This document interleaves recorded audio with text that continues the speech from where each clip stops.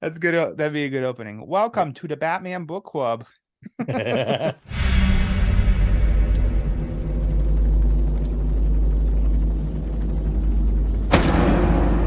it takes is one bad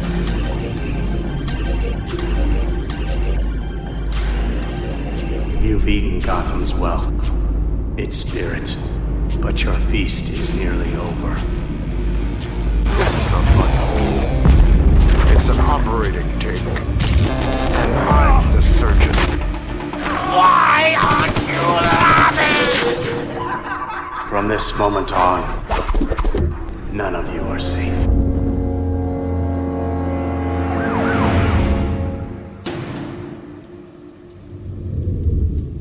Welcome to the Batman Book Club, a podcast exploring the Dark Knight Library. I'm your host, Ryan Lauer. The Batman Book Club is a proud member of the Batman Podcast Network, hosted by Batman on Film. Just go to batmanonfilm.com, click on podcasts, and you'll find the Batman Podcast Network that has a whole list of other Bat-related shows that also like to dive into other nerdy subjects that we all, yes, including Peter Vera, love to frolic about in our free time. Peter Vera frolics. Don't deny it. The Batman Book Club is also on Patreon. If you like what's going on with the show, you want to join some others and help support the show, get the generators running in the Wayne Manor study, just go to patreon.com/thebatmanbc. Now, thank you for listening to episode 163, Pway For Me. Joining me for this noir-drenched Looney Tunes adventure. I don't know if I'd say he's a Looney Tune himself, because that almost sounds like it's negative, but I mean, I'd take that as a compliment. But you've heard him around these here parts many times. It's one Sir J. Yaws. Jay, as always, thank you for coming back to the Batman Book Club. It is always my pleasure, and I would be honored to be called a Looney Tune. You are a Looney Tune. Let's Jay get real Yaws. here. Yeah. You know, before we dive into the book, I think I need to ask you, now would it be if you were, or if you could choose one to be, which Looney Tune character would you be? Oh man, on the spot, and Yeah. I I didn't even know I was going to ask you this. No, It's organic. We're just riffing and Yeah. going on. Oh man, who would I be? I think it's let me pick one that I could choose to be, because Okay. I'm not good at oh yeah, you're totally like that. Okay, sure. There you go. Who would you Yeah. want to be? Which also doesn't really It didn't help. I'd be Bugs Bunny. Yeah. He's a bit of a rascal, or a wascal, if you will, and I can be a little bit of a pisser. No, I can, believe it or not. And I've always just been I'm a big Bugs fan. Yeah, I like Bugs, but I'd want to be maybe like Duck Dodgers. Just Yes. not just Daffy Yes. Duck, but Yeah. Duck Dodgers. Just cause it's go up against Marvin the Martian. I also like Marvin the Martian a lot. Earthlings. So yeah, I think I'd say Duck Dodgers, because he's still got that Daffy Duck wit about Absolutely. him, but interstellar space travel. So Interstellar space travel. Win-win. So Win-win. there, I mean, it does fit, because it all comes all relates back to Batman in some way. That we would specifically mention Bugs and Daffy. Yes.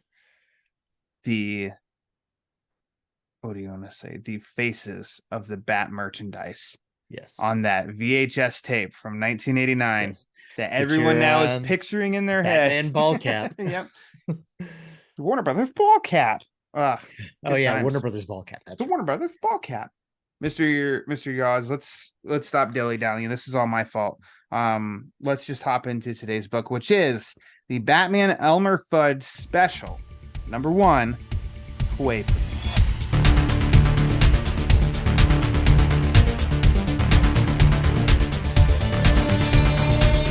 I love this. This was released in 2017, part of the DC Looney Tunes crossover series, which is fantastic. But this issue was written by Tom King, drawn by Lee Weeks. It was released physically. It was released digitally. It was collected in the DC Meets Looney Tunes trade paperback. It was also collected in Batman by Tom King and Lee Weeks, the deluxe edition. And the DC Meets Looney Tunes trade paperback is available on Hoopla. Hoopla. And the issue is also available on DC Universe Infinite. So, Yaws, which version for this episode did you read? I managed to snag a copy of the first printing on eBay, which like many of us, I did not actually buy this when it originally came out. But I loved it so much. I was like, I need to get this. But it's, it was short ordered at pretty much any comic shop, anywhere that that had a convention I would go to. I would try to find a copy of it. Could not find one anywhere. Eventually, I just was trolling eBay and could never find, because I specifically wanted the first printing because it has a better cover. The second printing has kind of like a solid maroonish background instead of this almost kind of paint textured red background. So I mean, it's a subtle difference, but and then I think the logos are a little bit different and everything, but I don't know, just the reds of the original first printing, I wanted that one because the second printing you get for like $5. Could never find this for less than like 25, $30. I looked into one that was, I think, $15, maybe 20. Ooh, but there you go. I was like, you know what? I love this. It's, showing my hand here. It's my favorite Batman story of the past decade. Oh, we'll dive into this. At least. Oh, we will dive I have into some fun. I have a fun comment to that. So stay tuned. The version that I read, because I, like you, and surprisingly, like some others, did not buy this issue when it first came out. Because though I do love Looney Tunes, I have been a fan of Looney Tunes as long as I know. I just thought these will be fun, but I don't think I need to buy these and have them in the long box and stuff like that. So it was just like I was able to, I think we were able to read issues for review purposes. So of course I read a few of them and I was like, oh, this is fun. This is fun. And then I got to this one and I read it, but I think I read it after it already like come out or something too. And so then I think I debated, but then I just didn't even see the issue. And so I just let it be. And then it just kind of grew in reputation, I think, in the years since. So I had to settle for Hoopla. Settle for Hoopla. But the DC Meets Looney Tunes is available on Hoopla digitally, and that's how I read it. So yeah, I mean, like you said, I read it as like a review copy, like an advanced review copy. And where I was reviewing Batman News at the time, nobody really wanted to cover this just because everyone thought it was going to be slight. Sure. It'll be silly, it'll be fun. It was offered to the guy who was actually reviewing the Batman comic, but he decided to pass on it. He was like, okay, whatever. So I mean, I just kind of took it because like to kind of give it a little bit of history, earlier that year I went to Fan Expo Dallas and Tom King was there, did a panel, and he was just discussing like upcoming plans for Batman and how he got this assignment. Like I think he said Dan DiDio called him into his office and he's like, what kind of Batman stories do you want to write? So Tom was like, I want to write, maybe like the next Killing Joke or something like that. And DiDio was like, perfect. You're writing Batman, Elmer Fudd.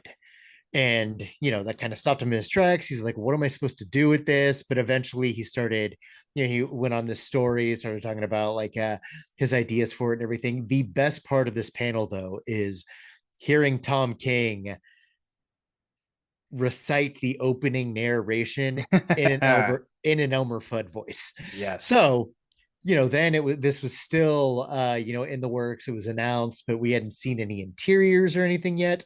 But I was like, okay, this actually sounds pretty good. So as it kind of got closer and closer to release, and nobody really wanted to review it, I was like, okay, I'll review it, and absolutely loved it and love it still. So that leads right into the next question, which is when did you first read this? And so apparently you read it right when it came out. Yes, I did. Hey, I did around them their parts. Yeah. As well. Yes. And here's the big question. Why Pway For Me?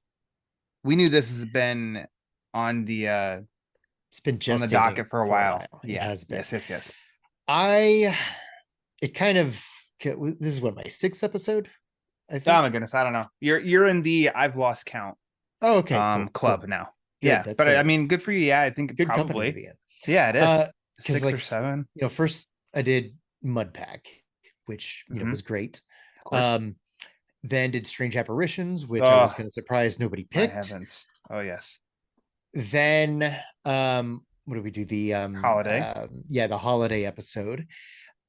When we did Strange Apparitions, I think I called this, but then I was like, you know what? No one's going to do Dark Detective. And I kind of like the idea of like on again, off again, on again, like kind of keeping up with a theme. Like we did, Mudpack, and then Strange Apparitions, which the thread here is going to be like Batman and Silver St. Cloud. And then, we did the holiday episode, then we did Dark Detective. And I was like, okay, I know a lot of people are going to say maybe like the Widening Gyre or Gyre, however you pronounce it, would actually be like the third, maybe unofficial part of that sort of Silver St. Cloud story. I still have not read that book. And, based on what I know of that book, I think this is a much preferred story with the inclusion of Silver, just how she's treated here. So after we did Dark Detective, I wanted to find something else to kind of, keep the pattern alive, because, whatever, we're nerds and we like patterns. Are we? And never knew. I think so. So that's why I picked The Untold Legend of the Batman last time, which again is one that I was surprised. That's what I was going back. I was like right here. I'm going back. I'm like, no, he's done something since Dark Detective. I know he has. Untold Legend. Yes. Okay. So I'm glad we got to do that one. So I could kind of everything lead up to this, because I was like, nobody's probably going to pick this one. Not that it's not great, but I'm sure it's not one that people are, thinking, immediately like, ooh, let's do Batman Elmer Fudd. So I kind of wanted this to be a little bit of a journey. And then, the short answer is just, this is an excellent Batman comic. You love it. I love it. So it's really funny to me. So, I mean, I'll always say this too, that it not until episode 84 of the show was The Dark Knight Returns covered. And not because I told people no or anything. It was just that long until Robert Reinecke was on to cover Dark Knight Returns. If someone's going to cover it, it's got to be Robert Reinecke. I mean, pretty much, yeah. So what surprises me a little bit, and I know that this has gotten a reputation, I'm still a little surprised at the love for this issue. Not that I have anything bad to say about it. I guess I'm like, holy crap, like people love this issue. The attention that it gathers from like posting an image from it, a panel or something, and somebody will always comment, and there's nothing but love, there's likes and there's retweets, blah, blah, and all that stuff. Like everybody just loves this issue. So it is actually kind of surprising that to me, but that's why I'm really happy and encouraged by this show, that it can take 163 episodes to get to this issue that apparently everybody loves. Yeah. But because there's just so much like good Batman stuff, I'm fortunate that, hey, we're not going to run out of material and good material. There's there's a lot. So I know that you'd call this, and by the way, Widening Gyre, that's a good book. Okay. I'm just throwing that out there. It's a little different in some things, but I mean, that's That's a good book. And if you listen to this episode, because I know because you've told me you listen to each episode of this I do show, listen to then each I do episode. think it's probably been spoiled for you what happens in Oh, that it book. was spoiled for me way before Long time the ago. I didn't do it. Batman, Okay. way before the Batman book club was even a glimmer Phew. in your eye. Okay. All right, good. Well then, hallelujah. So what's really funny about this, let me tell you the sequence of events of what happened. For anybody who's listening now and didn't know, back in January, by some crazy miracle, I cashed in all my goodwill and was fortunate to get Tom King to come on this show. And I talked to him for about 2 hours. Lovely guy. Was very open and answered anything and everything that I asked him. But I stuck to his main Batman line. I didn't talk about Elmer Fudd like at all because I mean the guy. I mean he's busy. I can't have him on for 17 hours. But I didn't get to ask him anything about this. So I decided I'm going to go ahead and I'm just going to message him. And I'm going to ask him if he has any kind of fun behind the scenes nuggets. For also episode 138 was the interview with Tom King. Just throwing that out there. So I went ahead and I messaged him if he had any fun behind the scenes nuggets about this because we were going to record about it. And he said, haha, that's awesome. Number one, it started out as a joke I told James Tynan at a New York Comic Con party. Number two, there are 2 huge typos in most editions. We'll come back to that one, Jay. Yes. And then we'll come back to this third one. Lee Weeks first drew everyone as animals and had to redraw when he realized they're supposed to be humans. If you look on the first page, you'll see a dog/man walking into the bar. Now, what's always funny with this, and I responded to him on it that I just always thought it was Scruff McGruff. But then I laughed because I'm like, Scruff is not a Looney Tunes character, so why the hell would he be in this Looney Tunes crossover story? But I thought that was fun. And then there actually is what's his name? The gray mouse. Like what's his name? Oh gosh, the little I wrote one. it down. Hubie. Yeah. Is it Hubie Okay, or Birdie? I think it's Hubie. Hubie sounds okay. More correct. When Batman and Elmer go into Porky's and it's the full page spread, everybody's human, but there's old Hubie on the left side. So he intentionally still snuck one in there as an animal, which I totally appreciate. Yes. Now, Jay, you did not seem surprised when I said about there are 2 huge typos in most editions. I read the issue twice. I did not see any typos. Do you by chance? Because he did say most editions. Yes, I mean, I don't know I'm not going to look up the exact spots, but his intention was for everything Elmer says to have like his, affectation to it. So there are a couple of points when he says like, Herm, but it's spelled out HRMM. He meant it to be HWMM, just to kind of go along with the how Elmer says that. I've heard him talk about this on different panels over like since the publication of this. I've heard him talk about it. So yeah, I knew what he was at least talking about. So I wondered if that was it, and I did pick up on as long as the like if the R wasn't at the end of the word, then he substituted the W. Yeah. So like to start a word or middle, it was what, and the same with like the L's. Because I'm like, wait, he says Elmer Fudd, but yet he'll say Wainbows. Right. And so then I just kind of picked up on that pattern. And then in reading it too, I did like there were like some parts where I'm like, maybe, but also like I don't know if that's it or not. And so then I don't know. I was looking really closely and I couldn't exactly like pick it all out. But I'll tell you,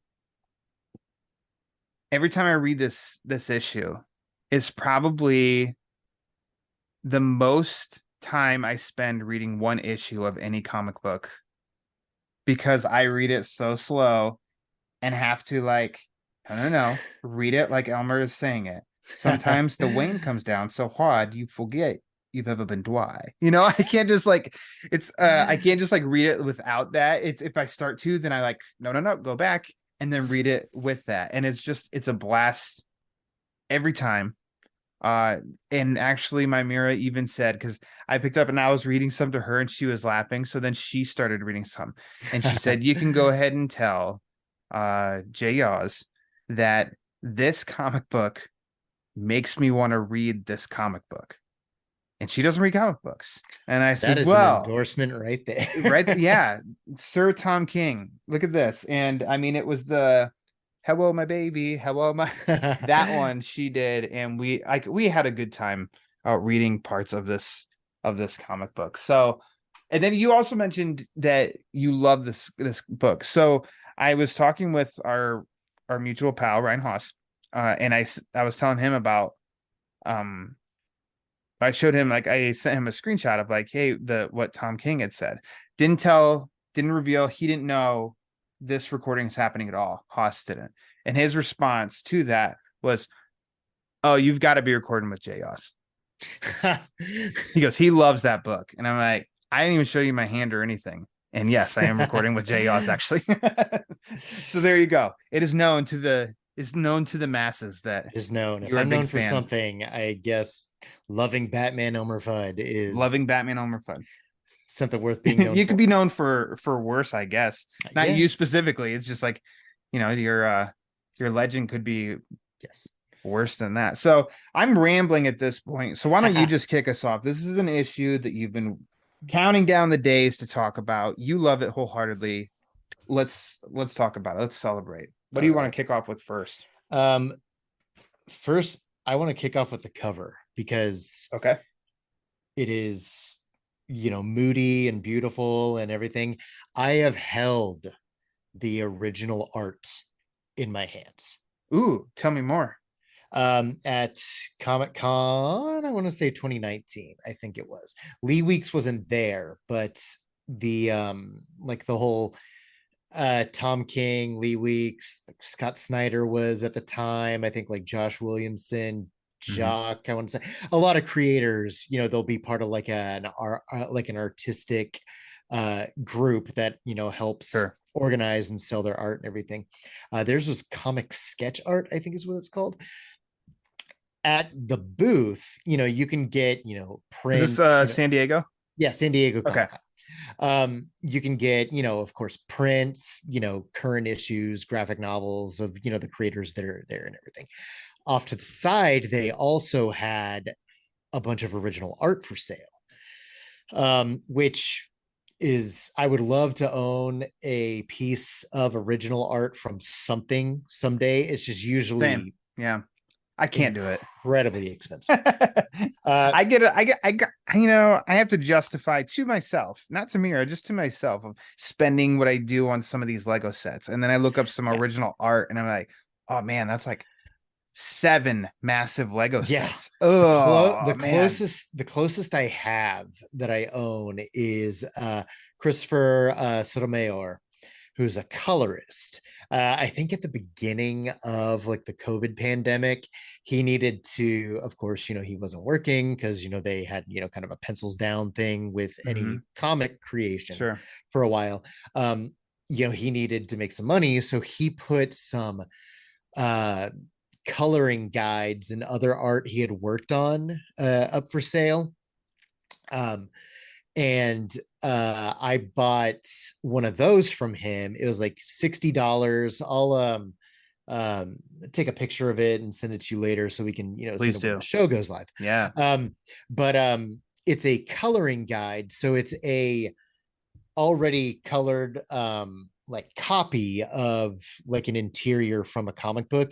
I don't know what the comic book is. It has Thunderstrike, which was like a kind of a variation of Thor in the 90s, like Beta Ray Bill and Loki and some other characters I don't really recognize. So it's obviously some sort of Marvel comic, but it has them with the coloring, and then off to the side some like guide notes and marker kind of scribbles just to effectively just show, how he would color the page Mhm. and what the consistency could be. I was like, that's really cool. That's the closest I have to original comic book art. But I was just like, you know what, I'll look through this just to, thumb through it. And there was like a huge binder that had, yeah, because a lot of comic art, they're not actually drawing on, the whatever size, 8 by 10 or 8.5 by 11, whatever size the comic book is, Yeah. it's usually bigger, and then they just scan it, shrink it down a little bit, and that's how they get it. But I was looking through this and saw some just amazing work. I come across this one page that is just about a good 75% just black Sharpie, and Hmm. then of the outline of Yeah. Batman's silhouette, and then Elmer Fudd's figure at the bottom. And I was just holding it, just staring at it, and I was like, oh my gosh, this is incredible. It was also like $1,500. So there was no way I'd be able to afford it. But Yeah, I've at least, also slight, you know what? To me, I feel by no means is that like cheap. I would have guessed more, yeah, to be honest. maybe it was 15,000. I don't know. I mean, it was a lot. I mean, it was a lot. It was nothing I'd ever be able to afford, but Yeah, I mean, I've at least held it in my hands, which I that's right. just think Yeah. is a cool Hmm. anecdote about the issue. But Yeah. you know, If I could own a piece of original art, and this is maybe surprising because I feel like most people would say, "Oh, that's low hanging fruit." He'd want Tim Sale Long Halloween or something from Bermejo. I think honestly, I would want either Freddie Williams or John Sommeriva, Batman Ninja Turtle crossover. I'd oh want a yeah, panel of the Turtles and Batman from one of those books, the original piece, because that's combining two of my loves from childhood. oh yeah, that'd be awesome. That would be, and that would be on the wall and framed right behind me. And then there'd be Yes, renter, insurance to cover that, yes, yes, and everything. absolutely. Anyways, okay, so yeah, so you touched the original cover, fantastic. Uh, well, okay, so there you go. Let's hit Lee Weeks first, shall we? Yes. Um, this book, no matter what format you read it, is almost 5 pounds soaking wet of noir. It is Yes. drenched in noir. And I freaking love it. I think Lee Weeks does fantastic art as it is, Hmm. obviously. But the Gotham that he depicts here, along with the coloring, uh, I think Laverne K. I'm not going to pronounce the last name because I Yeah. don't want to butcher it. So we'll go by Batman Book Club rules. Laverne K. Kinzierski. The combination between the two, I think, is just lovely. And yeah, I love the designs. I love the designs of the, bringing the Looney Tunes characters to Gotham as humans and the fun nods. Obviously teamed with also with King in some of the dialogue as just a little, wink wink nudge of like, in case you don't pick up on it, this is who that is. I love that aspect of it all. And then of course, I mean, Elmer, I love him. I love his apartment and his interactions with Batman at his apartment and everything. I mean, I just think that like this, man, this is a highlight for that guy of his work, the past 5-10 years or so. I think it's great. Yeah, this is like I had retroactively noticed that I'd been fairly familiar with his work over the years. Isn't that fun? Um, yeah, When you and go back to older stuff, and you're like, holy crap, wait, 2 weeks. like Because I way swear, back, I just read something not too long ago that was completely out of left field. Maybe I was revisiting, I don't know if it was Lee Weeks. It might have been volume 3 of Nightfall. There's one like random issue. oh yeah, that he penciled. Okay. Yeah. I And I was like, oh, back in the when it came out in the 90s, there's like a Gambit.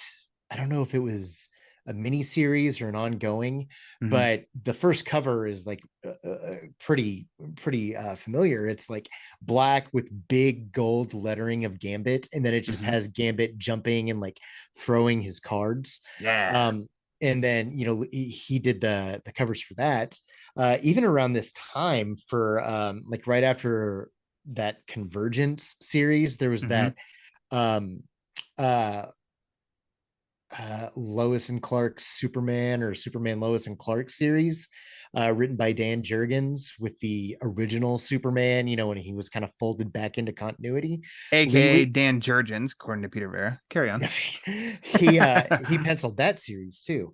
Yeah, But yeah, I mean, you could, not that you'd want to, because the dialogue is what sells it and makes it for great too, but sure. you could almost just make this a picture book, because his storytelling is just that great. His The, figure work is that phenomenal. the And I mean, confrontation at Elmer's apartment is silent for the most part, it is. outside of some sound effects, and that, I mean, very effective. And it's, oh gosh, one of the best sequences I've ever seen, just with just how he knows how to use movement, how to use shadow, how to Reenact use, Batman 407. yes, how to use these two very different characters with very different anatomy, and how they would move in this kind of situation. Mm-hmm. It's just an amazing sequence. Yep, I agree. Uh, I'm looking now. I'm trying to count the pages. So 1, 2, 3, 4. Basically 4 and 9/10 pages of dialogue free. Yeah. And not just like one panel pages or anything. It's like multiple panels. I mean, it's a well crafted sequence, dialogue free, nothing but action. Totally makes sense for the story. Makes sense for what these characters represent in this story and everything. And so, and for just like it's an average sized comic book too. And I love it that they utilized, almost 5 complete pages of no dialogue, but it doesn't hurt the story in any way. It's kind of No. like this. It almost feels like it's definitely organic. Like, well, this has to happen for them to move on in the story. Like they've got to fight first. It's just how, I mean, that's how they are. They don't know who each other is other than a threat at that point in the story. I see what you mean. Like in the Herm, my version, Elmer is HWMM. There was another one that I think I There's another spot. didn't realize. I'm not sure what. After the fight, Mm-hmm. Batman punches Elmer and his hat comes, or his hat's already off. But Batman punches Elmer and they're just kind of facing off. And Elmer says, he deserved it. Bruce Wayne, he deserved to die. The first deserved Diswerved. is Okay. Yep. disserved, and then the second one is diswerved. I think it's the diswerved is the typo. Gosh, Tom King. Maybe a rookie or something. Doesn't have the writing of Elmer Fudd down. When he was talking about that at one of those panels I was at, he said that he got so mad that he like tore up his comps and threw them in the trash, and that killed Wow. me in Yeah. my soul a little bit, because it's like, oh my gosh, I want that comic. Come on now. Uh, let's see. So, let's hit up with the story, as it were. You mentioned Silver St. Cloud. I hope in Matt Reeves' The Batman universe, they bring in either or both Julie Madison or Silver St. Cloud. Bring in one of the two. Their time to shine in live action. Do it. And Silver St. Cloud, obviously, because Strange Apparitions, Yes. one of my favorite Batman stories of all time. Jay and I just gushed about that many moons ago. And here, I love that and that goes, that just drifts back to 1940s noir story too, of the murder of a dame. Love it. And I mean, Tom King, obviously, he's a massive fan of noir. Michael Cronenberg was on here to just talk about how him and Tom King have become friends because of, that genre and stuff. And so it only makes sense that that's kind of like the central piece to get this story. Like, you can't just be like, oh, it's just going to be Elmer Fudd running into human versions of characters. It's like, no, you need a story. You need a plot, and here you go. You hear King tell it though. It was actually Lee Weeks's idea to do film noir, like more of a noir Really? story. Yeah, he said that the ideas that he was coming up with, he wanted to work with Weeks because who wouldn't? Yeah. The ideas that he was pitching were like incredibly exaggerated, hyper violent, like Elmer Fudd pulling teeth out with pliers and everything. And Lee Weeks is I mean, no stranger, I'm sure, to depicting violence and everything, but he was like, Tom, I'm a Christian man, and I'd rather not draw that with this specific story. Fine. How about film noir? And that, King effectively realized, oh wait, that's the right answer, which, I think we can say it is, because this, like you said earlier, this works perfectly as both a somewhat parody of film noir, because it is ridiculous and kind of silly on the surface, but it's still a really good noir story in itself. Yeah. Which is one of the reasons that I think this has such a following and is so beloved by people. Is they look at it and they think, oh, that's silly and goofy, how could that possibly be a good story? And then reading it and saying, that was a really good story. Absolutely. Going into it with the different expectations. Because we do get from the get-go, like you already mentioned that opening page monologue from Elmer, in which basically it's setting the scene of like basically always raining in Gotham and all that, and my name is Elmer Fudd and I'm hunting wabbits. And then he goes into Porky's, which at that point I know in first reading it, I was like, well, that's fun. And who's sitting there? And he's like, what's up, Doc? And it's this guy with these big old buck teeth and he's eating carrots. And it's like, holy hell. There's Bugs Bunny. And as the story, it lays into that, in which, oh my gosh, I absolutely love their exchange right at the beginning. And they're talking about jokes. And Elmer says, hey, I got one for you, Bugs. Knock, knock. Bugs goes, who's there? Elmer says, I forgot. You want me to shoot you right here or in private? Like, I'm not going to say that like that's stupid. I just love like how knock, knock. Who's there? I forgot. So anyways, do you want me to shoot you right now? Or like, sort of deal. That's just freaking hilarious to me. I love it. I could hear Humphrey Bogart saying something like that. I forgot. Like really as oh gosh, where is something here? But in a movie like The Big Sleep or Maltese Falcon or something, just something like just very dry, very quick and witty. I could hear him saying that. So yeah, it definitely fits with the noir vibe here. Fits with the vibe. I like how Weeks, it doesn't hurt me at all, even though I told you that my favorite is Bugs. That Bugs is drawn like, I'm sorry, he just looks pathetic. Like he just does, but it doesn't bother me because I'm like, who cares? It's a story. It doesn't look like the Bugs Bunny I know. More on that coming up soon. But I love the the exchange and the setup of what happens. It's like, well, his woman, Silva St. Cloud, his returned widow Cloud. His widow Cloud. Circle of blood with a bitten carrot in the middle of it. And we start connecting the pieces. Oh, she was murdered. Oh, Bugs, because we've seen it. By the point that's revealed, we've seen Bugs as the one that's eating the carrots. Also knowing this world, there's a Bugs likes carrots, and seeing of how Bugs in getting his way out of the death by shotgun prolonged is to give up. I have a name who did it. Bruce Wayne. And we're like, okay, here we go. Now we're off and running. Now the pieces are connecting how we're going to get Batman and Elmer together. The connection. I know I'm just spit. Blah, blah, blah, blah.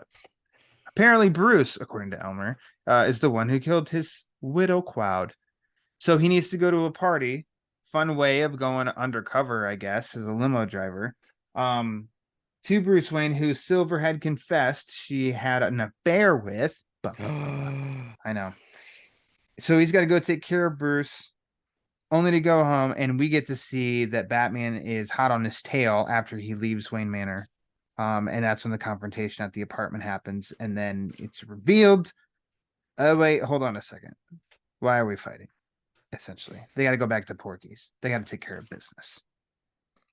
Jump in at any point here if there's anything that you want to highlight.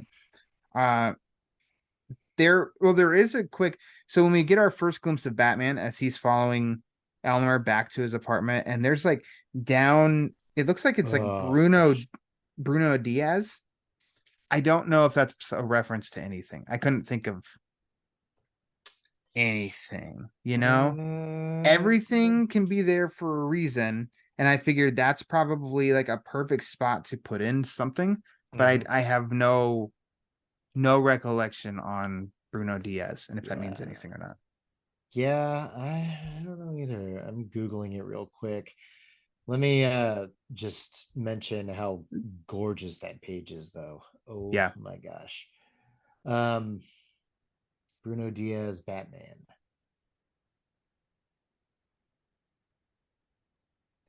Oh, I guess in Latin America, Bruce Wayne is called Bruno Diaz. So I wonder if there that's we just go.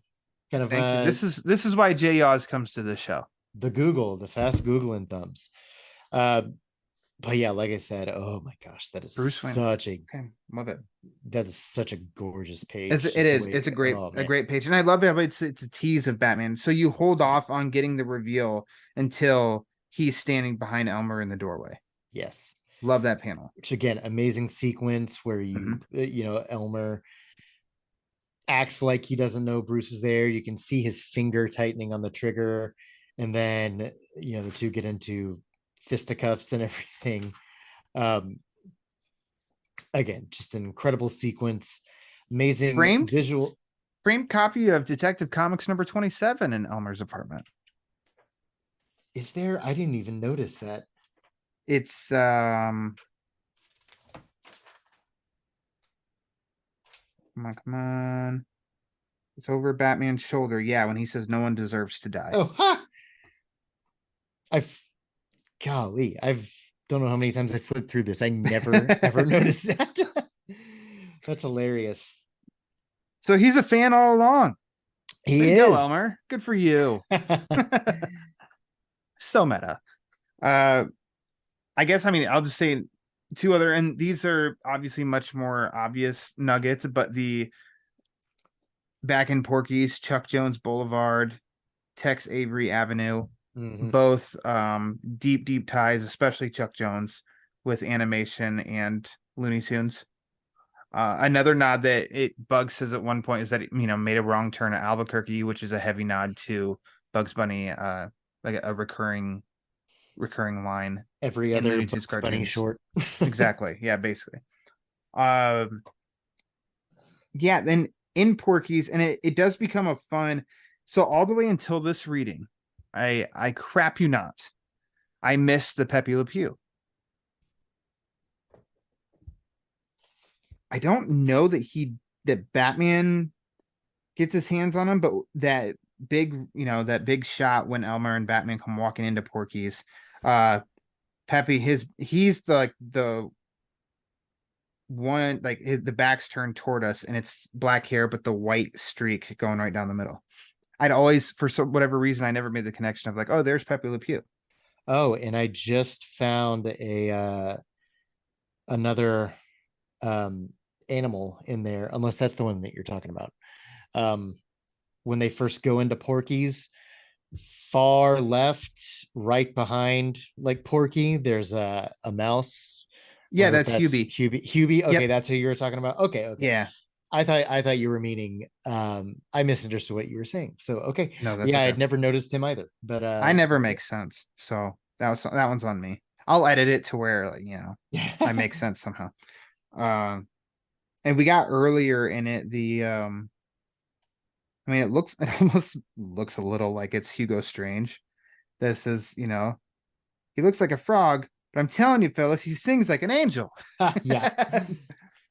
But what's so fun here, and it's not, it's fun nods, and some are a little bit more blunt than others. Taz, Sylvester, Daffy, Marvin the Martian, it's Michigan J Frog, Tweety, Yes. Pepe Le Pew, Foghorn Leghorn, and Yosemite Sam. And then, of course, like we said, Hubie. All of them managed in here. So much fun. I think so. Aside from Pepe, I think Marvin, if he didn't have no, wait, hold on. Foghorn Leghorn, if he didn't have any dialogue, I would not know. Yeah, same here. I don't know how you could do humanize and by a look because he's talking to Yosemite, and of course he's got the really long saggy mustache. It's like, Yeah. oh, okay. Taz is just spiked mohawk, and his shirt says Taz. Marvin has the color scheme at least, and the way that he's got that hat, you can see the little bit of a nod to the headgear that Marvin wears and stuff. But yeah, Foghorn I think is just a little more difficult. Tweety, I think he's got the color scheme and he's little. Yeah. Not gonna be touching no more putty tats. Sylvester Yes. is a little off. Orange and black. I didn't get it. I wonder if it's just supposed to be the lighting in Porky's makes his shirt look orange, but even still, it's not the easiest one to figure out. Yeah. In a lovely, what do you want to say, typical genre twist, the dame's alive all along, and she's playing all of them at the same time, playing them all a fool. And I do love the ending, and she basically is off scot-free, walks out the door, and Bugs wanting more carrot juice, Elmer make that 2, and Batman 3. Like, I just kind of love how it all ends up, the 3 of them at the bar, having a drink. And then the twist on Porky's line, they're almost out of carrot juice, and gets a single drop out and says, that's all folks. Perfect. I'll get it. Well, sure.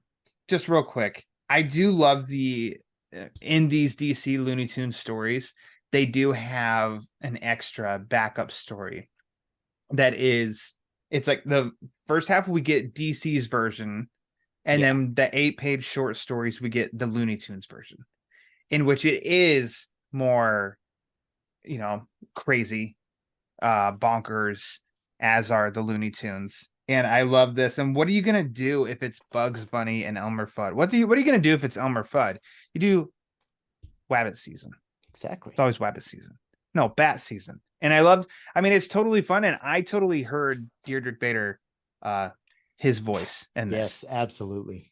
And I think the first time I read it, every time since, I hear his voice in this. And I love how he brings into it's Robin season. Robin season. Yeah, get the Robins. Except Tim Drake. Sorry, Jay. Yeah, I know. Well, actually, he's there. Oh, okay. Yeah, take him down. It's all for fun.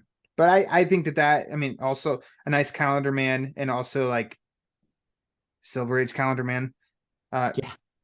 Little appearance. This one too, written by Tom King, and I think really fun drawings by Byron Vaughn's. Like, it's a fun little additional story. Had to mention it because it's included in the initial issue, that and in every King version also insisted on writing, because I think most of the other one shots they had a completely different teams. Somebody else. On the backups versus the main stories, but he said, no, if I'm doing Batman Elmer Fudd, I'm doing all Batman Elmer Fudd. Yeah, good for him. When will we have the chance to ever do that again? Exactly. This is the time. Let's see if I have any other specific notes. There's something that we didn't touch on with the main story with Pway For Me.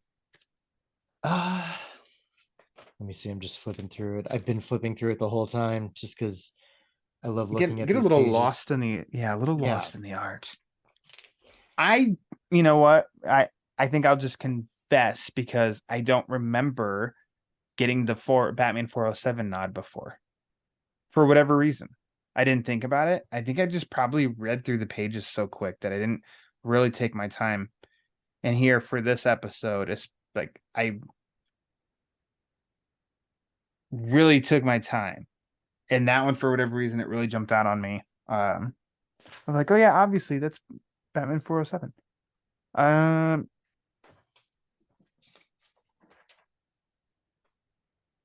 Let's just start with page 1. Let's have a reading of this issue, Jay. Okay. Yeah, Okay. yeah. we can take turns. Yeah, I'm Elmer Fudd. We'll do voices. And yeah, I don't think I ever caught that either. The Batman 407 nod. Mm-hmm. So yeah. The more you know. Exactly. Read more Batman comics and then Yes, reread those Batman comics, and then you'll catch stuff that was there all along. For really real. For realsies. We can come back to if there's anything else that really stands out that we hadn't brought to, but Jay, let me ask you a couple questions. Yes, you've got a question? First up, what's your favorite part of this issue? My favorite part might be everything. From page 1 until the end. I do love just the opening page, just how it first time reading it just completely sets the mood that you were not expecting at all, realizing, oh my gosh, they're actually going for it with this. I also love, like you mentioned earlier, the big twist at the end, the reveal of Silver, the way she playfully has the like her hat over her face, and then you know, she uses the carrot to kind of talk to the guys. Just looks very femme fatale-ish. Like drawn and colored so freaking well. Yes. Over an image that is just a close-up of a character's face, hat, holding a carrot. Like that's it, but it fits that mood, and I don't know, it just like it looks so good. Yeah, I mean, I love that reveal, just that whole sequence there, just because. So the whole book. I think that's what you're getting at. The whole book. The whole book, definitely. So I almost said Batman and Elmer's first meeting at Elmer's. It's so I always say Elmer Fudd, and for some reason here I just keep saying Elmer. Just say Elmer Fudd. Elmer Fudd and Elmer Fudd's apartment. Their confrontation there, I was really leaning towards that, and then I think on my second reading, I think it's Batman and Elmer at Porky's. Yeah. Because I can just feel, I love when they leave, the yeah, and then back at Porky's, and then my name is Elmer Fudd. He's Batman, and we're hunting rabbits. And Batman kicks through the door. I do love right before that when Elmer says, this is a hard place for hard men. They won't take kindly to your presence. And Batman just says, good. Which that's a great image too of Elmer and Batman side by side when Batman says good. But I feel like you can just you can feel it kind of like, oh, we're cooking with gas now, and then kicks through that door, and then almost just like the silence when it's that full page and everybody's looking at him. And Yosemite's the first one to step up, and then bam, right to the face. Yeah. And we're here for bugs, but if everyone wants to play, we will play with everyone. and then it's just you can almost just imagine just taking out everybody. So yeah, I mean, I love that part. How about a favorite panel? Oh gosh. Yeah. I knew you'd do this. The whole book. I knew you'd do this to me. I'll never not do it to you. I know. The problem is just picking one. The heat is on. Yeah. I mean, part of me wants to say the first shot of Batman just gliding through the air following Elmer earlier. I even love at the end, like after Silver kind of lays out like the whole plan and everything, Mm-hmm. there's that panel where Bruce, you can see his eyes are kind of squinting a bit, and Yeah, he's heartbroken. It's just that's very a great subtle image. but incredible, just acting from Weeks there. Um, and then I mean, even the opening splash page with Elmer going toward, with Fudd going toward Porky's, and um It's a great scene, just like the a mood Wayne, setter. yeah, Wayne Enterprises in the background, Mm-hmm. and all the dark and shadow, and even like the lights from the street lamps still not illuminating very much. Mm-hmm. Just goes to show that this is a piece of noir. No, yeah, a soaking piece of noir, It is drenched. drenched in the noir, The noirest noir, of noir. the noirest of noir. There you go. Say that 7 times fast. There's tons of pages, tons of panels that I really, really like. But it's Batman standing behind Elmer for me at his apartment. Yes, Their yes. confrontation. I love that. Take that image on its own. You don't need any more. You're like, Nope, oh, that tells that's you Batman Elmer Fudd. everything you need to know about this comic right there. Yep. I love that one. It's really good. But I mean, there's so many good ones. I know I almost even insane it when I just said Batman and Elmer standing outside of Porky's next to each other when he says good. I'm like, am I sure that that's not it? Yeah, that's really good. like But so what, is this, and so is that. what I love about that panel with Batman standing behind Fudd is, Mm-hmm. it shows that they played this straight. Like they Mm-hmm. realize the looniness of it, it being Looney Yeah. Tunes and everything. They play it straight. They didn't play it like a joke. Mm-hmm. It's told like a genuine Batman noir story. Yep. For all you know, like they could take out Elmer Fudd and make that Jack Prance. Whatever. Yeah, yeah, Like yeah. just some random guy or whatever. Well, and like in the cartoons, Elmer is often um the victim of Bugs or Daffy or whomever, like Mm-hmm. their shenanigans. So He's treated as if he's a little dumb. yeah, He's but a in dummy. here He's not a dummy. played like a very, I mean, frankly, brutal and intense character who Uh-huh. also has, feelings and emotions, because the whole driving point of the story is he was in love with a woman, and he, found out she was, unfaithful, and he wanted to go and seek revenge. Yep. So I mean, he is a person with emotions and everything, and I mean, I just love that about it, that this isn't played as a joke. Mm-hmm. They're not making fun of anybody. Really. I mean, there's a couple little nods. Like Yosemite's still one that you're like, Yeah, yeah, punch that guy in the face. I mean, even still, they're taking the caricature of the characters Yeah. and putting it in this story Mm-hmm. in a way that makes sense. Mm-hmm. Absolutely. Would you like to see this this issue adapted in animation? Only if Tom King voiced Elmer Fudd. So I don't Yeah. think that that's going to happen. Definitely. I mean, this would be, I mean, just a fun, even with the like the current Looney Tunes cartoons they have, or Uh-huh. even as just like a special for Max or something like that. This would be a perfect size story to do in maybe a 20-25 minute long um episode, kind of special. So I think this would definitely work, and I would love to see. Yes. There's For me, yes.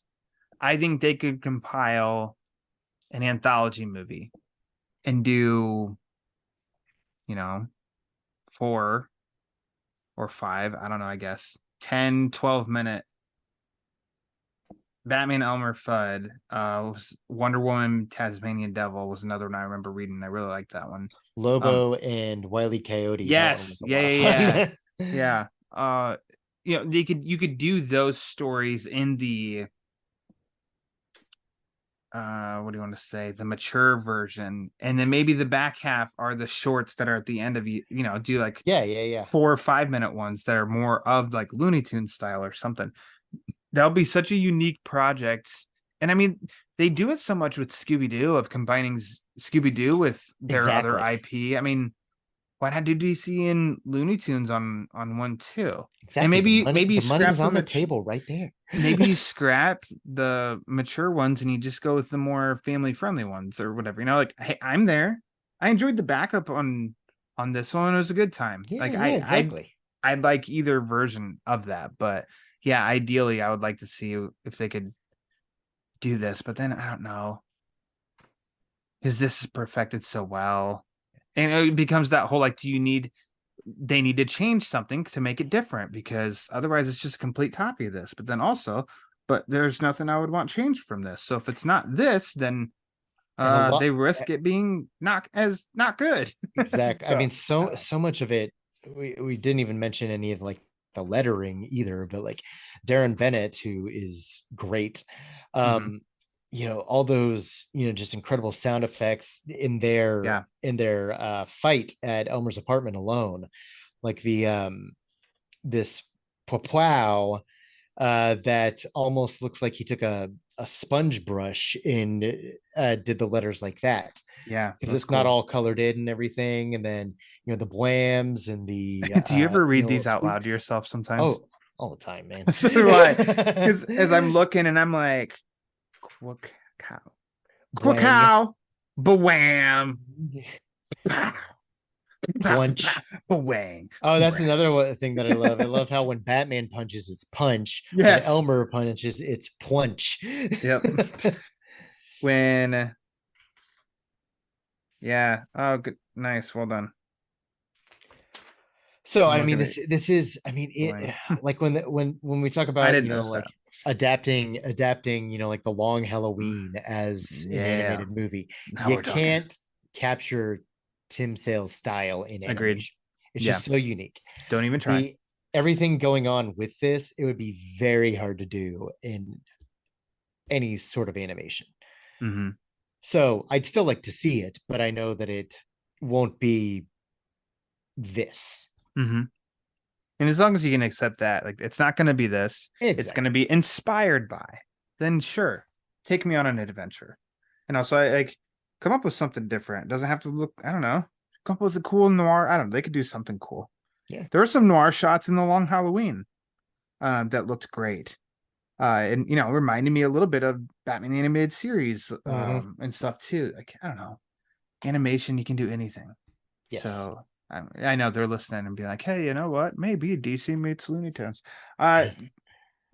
Jay, do you have final thoughts summarizing this, your thoughts and feelings? I know we've talked about an hour about this, and you kind of have made it very well known how you feel about this book, but your final thoughts on it that you want to reiterate or something new to say. I don't know. Even though it's only tangentially related to the other books I was talking about, Strange Apparitions and Dark Detective, I mean, it's just, I think the thing that makes me love this the most is that it was just a surprise.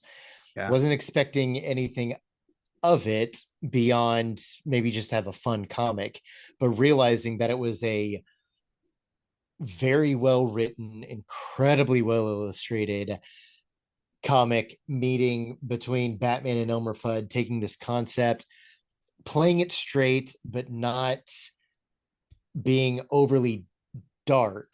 It is the perfect tonal balance for it.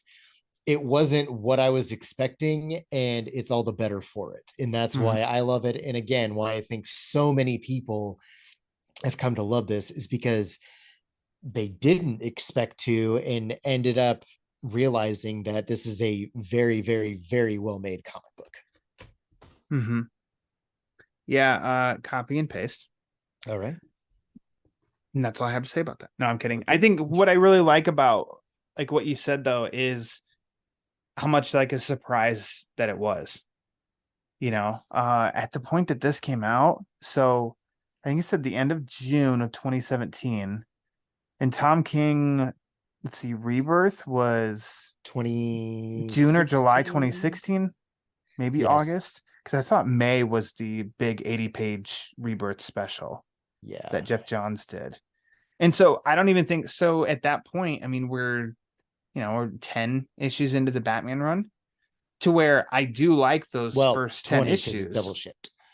Ooh, okay, now we're talking. For more jokes and riddle. Okay. But I guess I don't know. I was really liking what King was doing, but just because his name was attached to this, I wasn't like, oh my god, I gotta that's oh my god, sort of deal yet. Yeah. Should have. I was young and silly. But Yes. I do, and especially the concept on its own of DC meets Looney Tunes, and then it just wasn't what I was expecting in such a good way that it was just so surprising. And then just kind of the book just kind of keeps the love for it keeps snowballing. Yeah. It's just going down a hill, collecting more fans, and people are just like praising it more. And I'm really glad because then when you do revisit it and you realize how smart it is, how fun it is, how well it works. Yeah. And all of it is not making fun of Looney Tunes or Batman or anything. It's just a really good, solid, fun issue, beginning to end. It's not trying to reinvent the wheel or say something big. It's just trying to be a good story. And it is. Mm-hmm. Yep. Amen. This kind of actually flew by. It did. Not that it's ever time doesn't take forever when I'm talking to Jay Yaws, but yeah, this is. I mean, when you're talking about fun stuff that you like, I mean, time goes by pretty fast. It does. Whatever Fair says, life moves fast. Once in a while. Stop. I Yeah. always butcher it. Yeah. Always butcher it. Life comes at you pretty fast. Sometimes. Something. Sometimes. You know what? Take a breath. I think that's what he was saying. In other words, I'm just saying, Jay Yaws, thanks for coming back on the Batman Book Club. Always love. Thanks for picking a fun book. Yes. That was a really good time to talk about. Usually everybody does anyway. But yeah, this is a great issue. Why don't you go ahead and slap on some plugs? Plugs. I'm kind of on Twitter, X, whatever you want to call it, at JAYAWS. I've actually been spending most of my time on there, which even then isn't a lot. My comic blog handle, which is at Comic Pause. Also on Instagram with both of those, and in various groups on Facebook, Batman on Film, some of the real fans, good friends of the show with like Holy Badcast and everything, and some of those groups and everything.